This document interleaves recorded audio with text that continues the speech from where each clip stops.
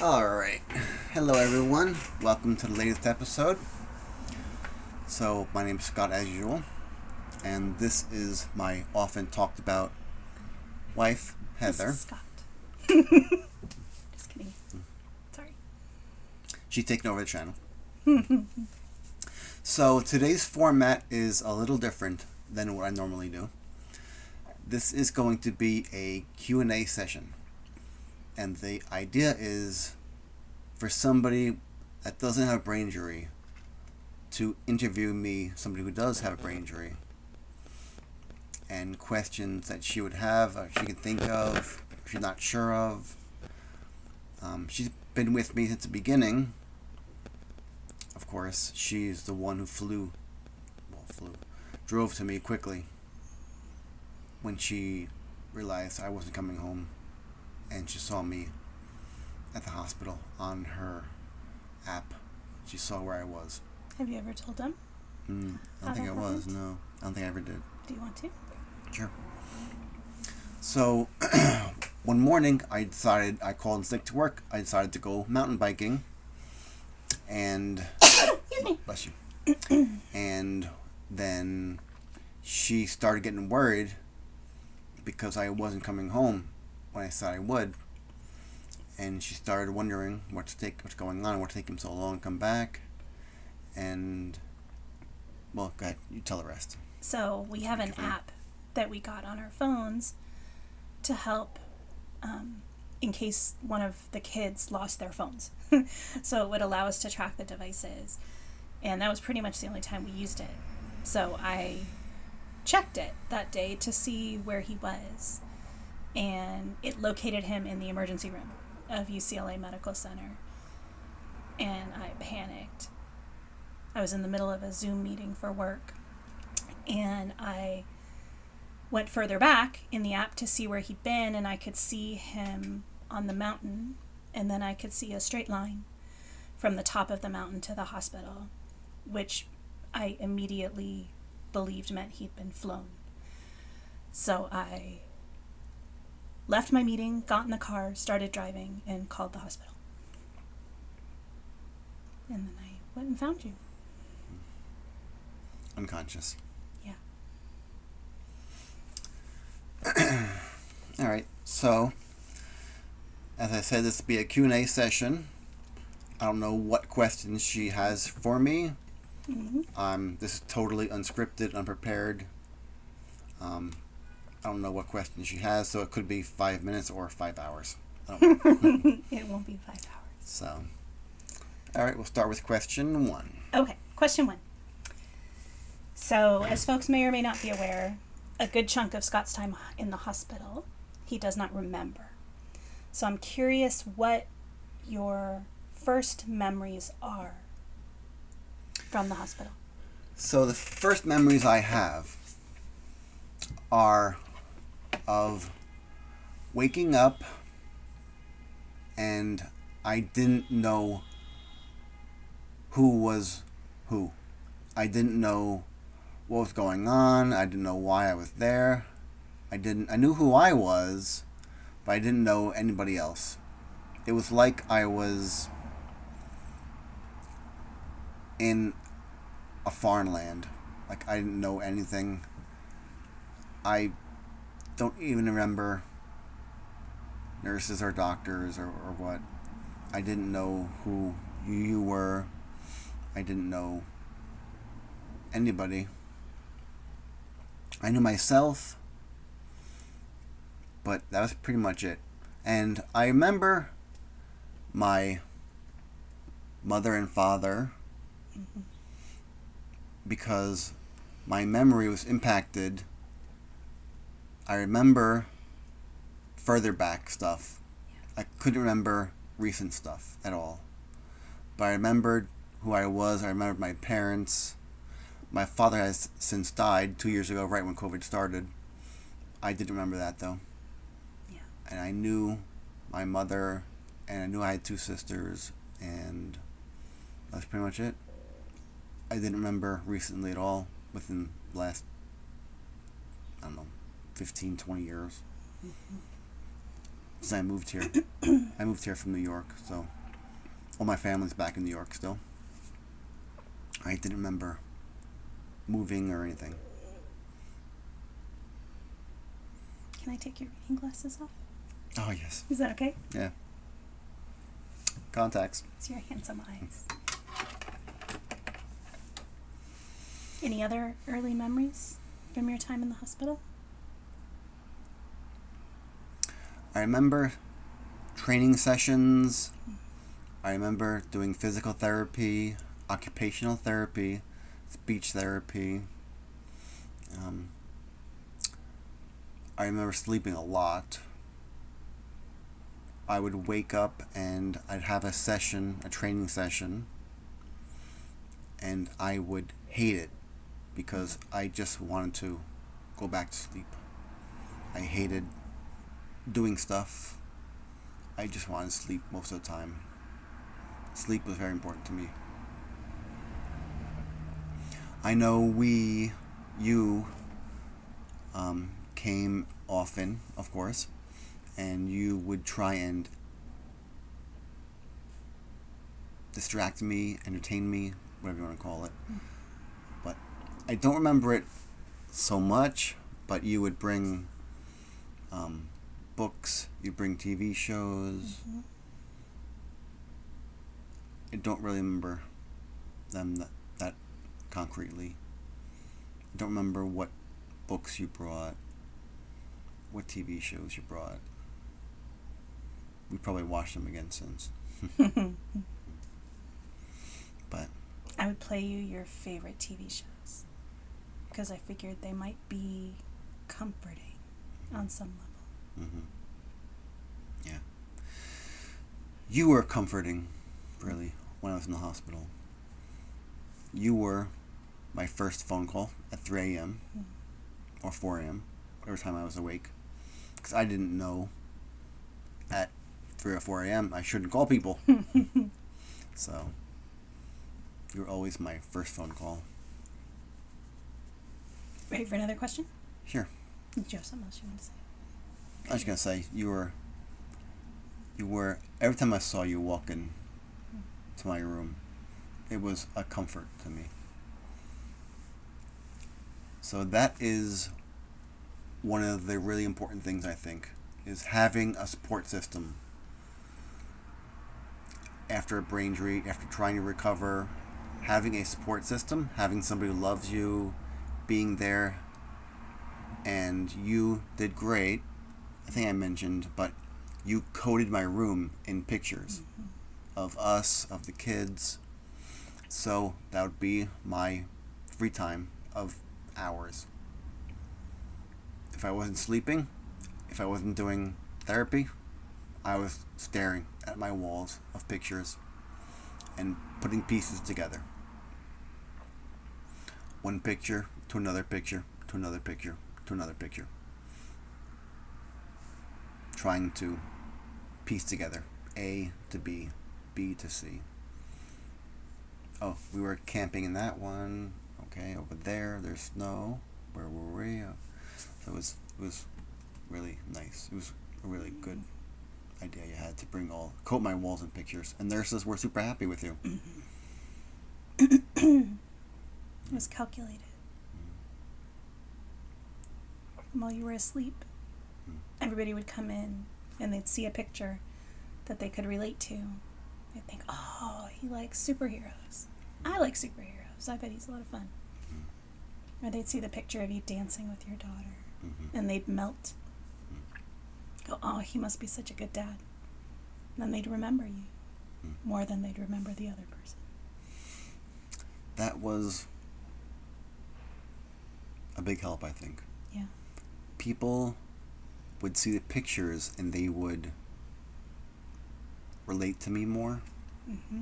I was more than just a patient. Yeah. I became a father. I became a husband. I became someone. So it was nice having the pictures there. They could relate to me and learn my name and learn about me. It was nice to have that personal touch.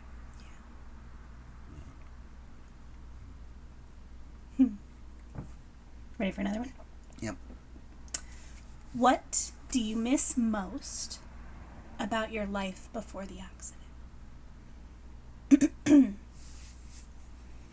Because things are very different now. Memory. Memory. That is probably my biggest frustration. So everyone is affected differently by TBIs. Depends on where in the brain you get damaged. So my two big areas right now and maybe forever, I don't know, are memory and divided attention. So memory is my biggest frustration. So I struggle. If someone tells me something, I struggle to remember it a minute later, 2 minutes later, 30 seconds later. Like today at work, I was breaking people. So she would tell me, okay, break this person, then break this person, then break this person. Okay, no problem. I'd fish around, I'd get my glasses out, put them on, fish around with my pen, get my sheet to write down who I'm breaking, for how long, and by the time I got everything out, I said, okay, what am I doing again? Who am I breaking? I didn't remember. Yeah. I couldn't remember. Sometimes just seconds. And names are very hard for me. I work with people I've worked with for a year now and still don't know the name. I've learned association is huge with me. It helps me to remember things if I can associate something with them. So, for example, I used to work with a guy named Ray, and I associated Ray with my ex-boss from 20 years ago or so. I had a boss named Ray, so it was very similar because he was second in charge and he was my boss. So I could connect Ray to Ray, so I remember his name as Ray by connecting those pieces together. So the flip side of this is, what do you like best about you now that's different? So having a TBI and surviving it is like a big reset in the brain. They warned you, I know about me. Yeah. If I wake up, what I could do, who I'd be. I could be super violent, right? Yeah. I said you could be a very different person. Yeah. It's a big reset. That's why it's called your second birthday. Because it's like being born again. So, sorry. So, memory was What the was question. the question? Yeah. What do you like best about this new version of you? So, I am a lot more expressive with my emotions now. Before, I was very bottled up inside. I didn't like expressing emotion at all. I like to compare myself to a Terminator or something like that. I am a lot more expressive in my emotions with my kids, with you, telling people I love them. I am a hugger now, was not before. Yeah. Which gets me in trouble sometimes. Consent is important. Consent is important. Shouldn't do it at work, apparently. But yeah, I am more expressive with my emotions because I am happy to be alive. I almost wasn't every day for about 2.5 weeks. I came close to not being here. So being here is nice. It makes me feel alive to have that connection to somebody like that, to hug them. I like that. I can see that.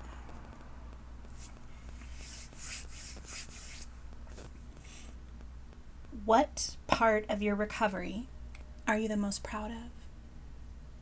What thing you've accomplished or done or overcome?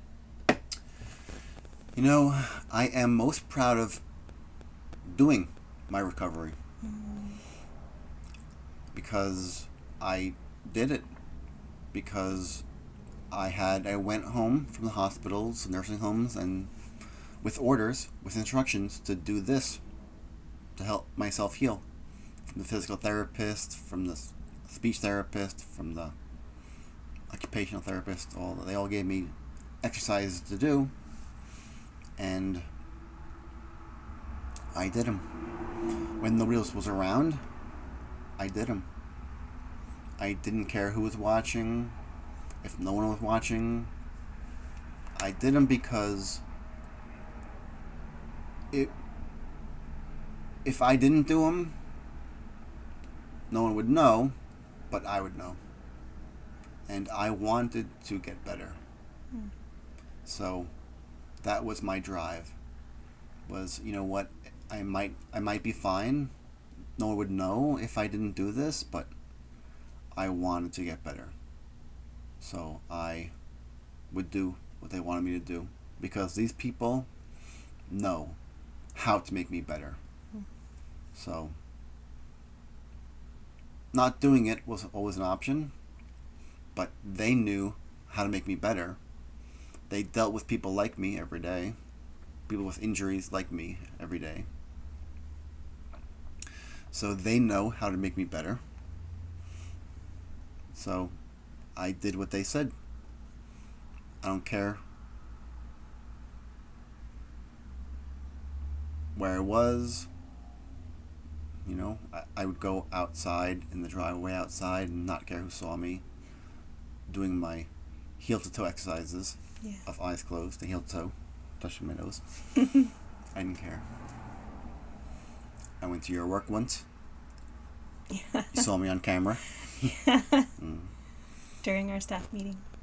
And they were like, why is he doing that? Yeah. But, you know. But then they thought it was cool when I told them. Yeah. That is a commonality, I think.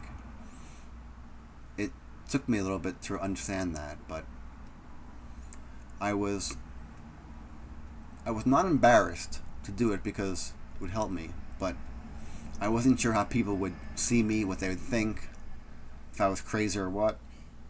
But, you know, when people learned why, they were impressed that I would do this, that I could do this after my accident.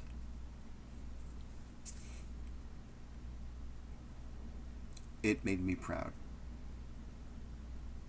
You make me proud. I am proud of myself. Good. With what I went through, with what I did, what I overcame. A lot of people don't. Yeah. They don't overcome it. If they do, you know, I saw people all the time when I went back for my therapy sessions, people that just wouldn't do what the therapists wanted them to do. And it made me wonder, why? Why do you come here? Why do you listen to them? Why? You're not going to do the work? Why? Yeah. I never understood that. Yeah. Me either. Like the guy with the wheelchair. Mm-hmm. They said, stop with the wheelchair. You can get up, you can walk. But he didn't like it, so his wife would come with him, and she would bring him his wheelchair all the time. And they'd make him get up, and then when he was done, he would sit right back down in the wheelchair. They would yell at him. I wondered why she did it. Yeah. I would not have done that for you. Yeah. You'd have been mad, but I know you wouldn't have. no. Yeah. be a great ex-wife. Hey. So I have one more question. Okay. I've heard you call yourself a brain injury victim, and I've heard yourself call yourself a brain injury survivor. I'm wondering if you have a preference between those two. If there's a reason you use one over the other.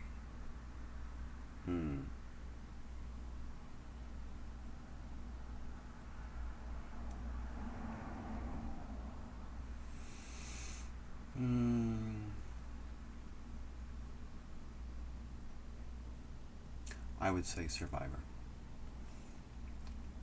I say I'm a brain injury victim a lot because it makes people kind of understand and relate to me.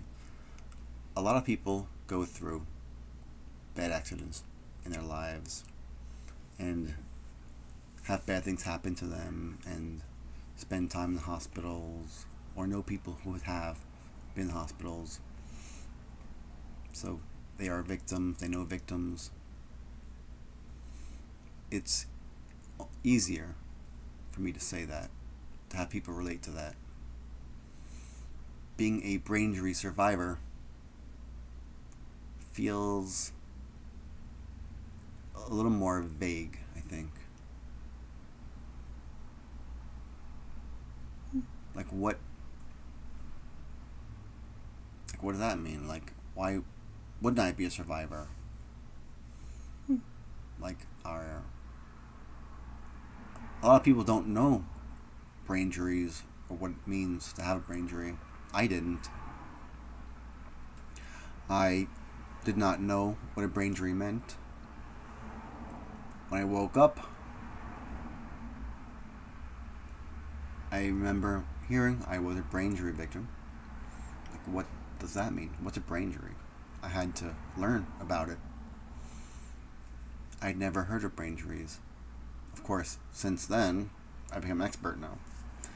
But, I'm amazed how many people really have brain injuries. I didn't know how many football players, how many boxers have this brain injury that suffer from brain injuries. I never really learned or paid attention to it or connected the dots.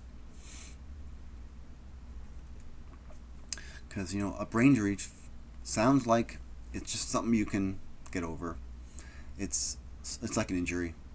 An injury, like, I got an injury on my arm. And then it heals and you get over it. But brain injury isn't really something that you can heal. It requires work to heal, to get better, to improve yourself. It's not something that can just heal by itself, laying there in bed. You can only go so far. You can recover some, laying there in bed, like the pictures all around the room, and thinking, talking to people, having people come in, tell you what to do, how to get better. That helps. But really, the work has to be done by you, by the survivor, by the victim. Well, see, that's why I think it makes you a survivor. Surviving is an action. It's a thing you do. You've done every step of this. Yeah. When I hear that, I can't help but sing that song in my head too. Don't sing. Okay, sing. It's Beyonce. I'm Oh. a survivor. You have a lovely voice. Yeah, that's my next career I chose. All right, no more questions? No more questions. All right. Well, that will wrap up this episode. I liked doing this. and might bring her back. If she's good. If she pays me enough. If she makes me some cupcakes or something. Make you dinner. I like this. It was a nice departure from my usual session of talking by myself. So, as usual, feel free if you like to comment. Go ahead. And thank you to my wife Heather for coming and tolerating me. And I will see you next time. Bye. Bye-bye.